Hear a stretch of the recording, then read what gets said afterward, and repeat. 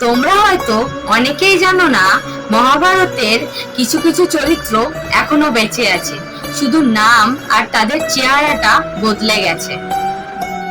তোমরা আজও অনেক ঘরে শকুনির মতো চরিত্রের কিছু ব্যক্তি পাবে, যারা নিজেরা কিছু করে না কিন্তু অন্যদের জীবন ও সম্পর্ক নষ্ট করতে ব্যস্ত থাকে।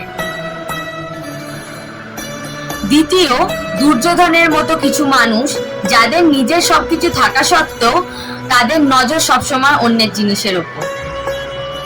তৃতীয়, ধৃতরাষ্ট্রের মতো কিছু মানুষ, যারা তাদের প্রিয় মানুষদের অন্যায় করতে দেখেও অন্ধের মতো চোখ বন্ধ রাখে আর অন্যায় হতে দেয়।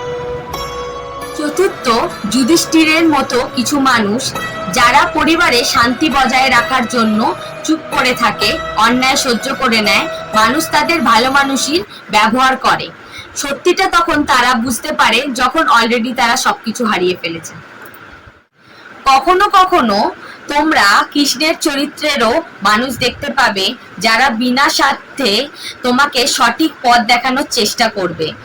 তফাৎ শুধু একটাই, আগে যুদ্ধ হতো ময়দানে, এখন যুদ্ধ হয় মানুষের ঘরে, পরিবারে, মানুষের মনে, মানুষের মস্তিষ্কে।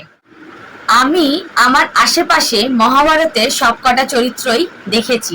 তোমরাও যদি তোমাদের আশেপাশে এরকম চরিত্র দেখে থাকো, তাহলে আমাকে কমেন্টে জানিও।